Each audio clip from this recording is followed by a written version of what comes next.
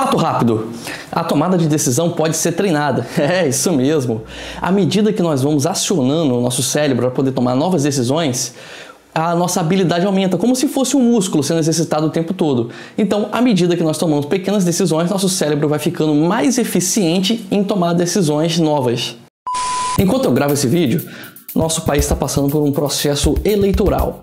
É aquele momento que a gente é cobrado para escolher um lado, escolher um candidato, se é direita, esquerda, coxinha, mortadela, enfim, todo mundo pressionando você a ser qualquer coisa e cada vez mais tem se tornado difícil escolher um lado. Então, como tomar a decisão certa diante de decisões tão importantes quanto essas? Ou será que eu realmente preciso tomar uma decisão? Meu nome é Elise Ribeiro, sou nerd e por mais incrível que pareça, já decidi ser psicólogo. Bem-vindos ao...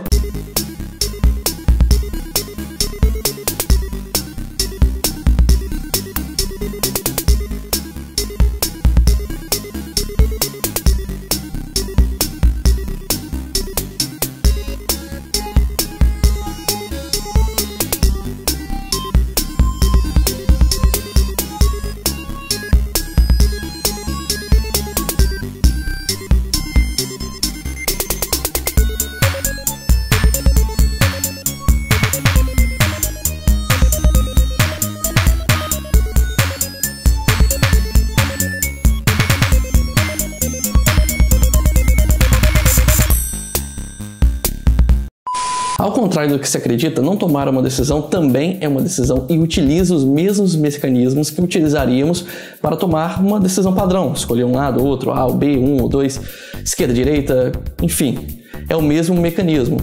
E pode ser uma estratégia inteligente para aqueles momentos em que você não conhece o cenário e simplesmente não sabe o que seria melhor. Ficar indeciso geralmente causa mais prejuízos do que você simplesmente não tomar a decisão e deixar outra pessoa, por exemplo, assumir o problema. Isso também lhe dá a oportunidade de aprender com uma solução partida de uma outra pessoa ou de um outro ponto de vista.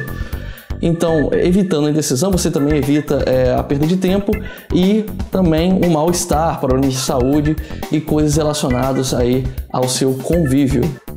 É claro que você nem sempre pode simplesmente deixar para lá. Existem situações que sim, você vai ter essa liberdade aí para poder simplesmente não decidir. Como, por exemplo, no voto. Eu posso votar em branco se eu quiser, é um direito, inclusive, de cidadão. Eu não preciso escolher de esquerda ou direita, isso também não me faz pior ou melhor do que qualquer outro brasileiro. Mas existem situações que eu simplesmente preciso intervir. Às vezes até mesmo por uma questão de desejo pessoal.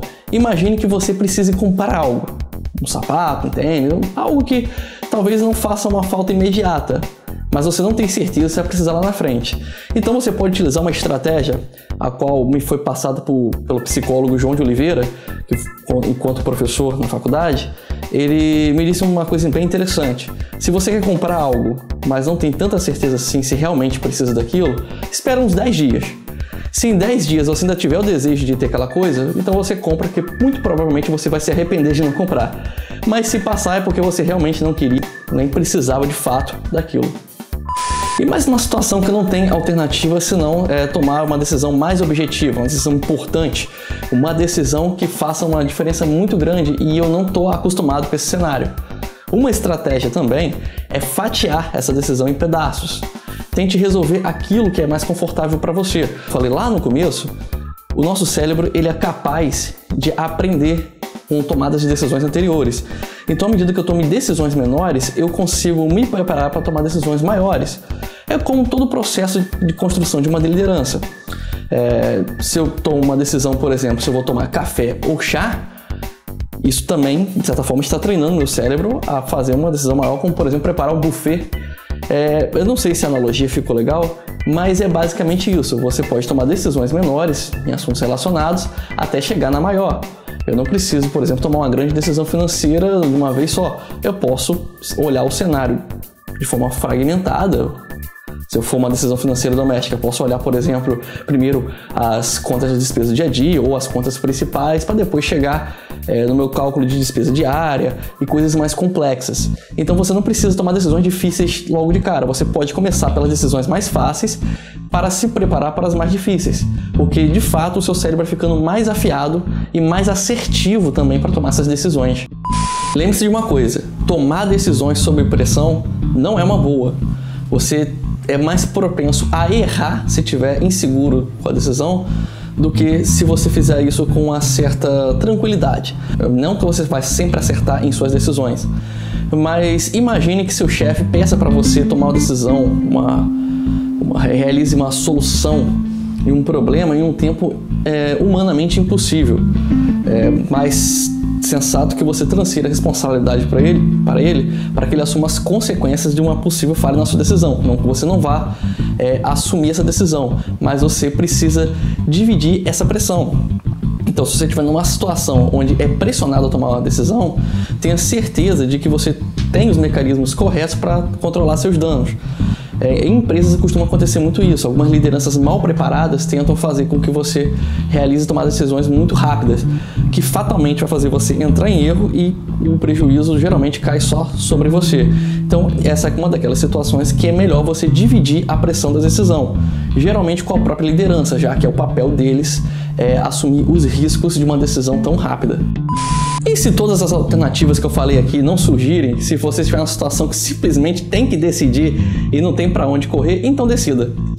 Às vezes é muito melhor você decidir de qualquer jeito, já que você não tem por onde correr, você não tem como avaliar cenário, do que você demorar muito e decidir errado e sem tempo para corrigir. Por que eu digo isso? Quando você percebe de cara que você tem que tomar uma decisão e você não tem certeza, nem vai ter certeza se a decisão é correta, decida qualquer coisa. Por quê? Porque quanto mais cedo você decidir, mais possibilidades de reparar o erro no caminho você tem. Você consegue ter tempo hábil, por exemplo, para evitar que esse erro se torne um problema maior, que se torne uma bola de neve que vai crescendo até ficar impossível de controlar. Quando você demora muito também para tomar uma decisão, o que vai acontecer? Você vai ficar sem tempo para corrigir ela e talvez, dependendo do tempo que você levou para tomar a decisão, realmente nem seja possível corrigir. Então, sempre que você entrar numa situação em que não há como prever o resultado de uma decisão, então esqueça tudo que eu falei e só tome a decisão, porque é mais fácil corrigir um erro com tempo hábil do que você entrar às cegas em algo sem saber se realmente vai poder corrigir. Enfim, foi isso. O tema do vídeo de hoje foi tomada de decisão.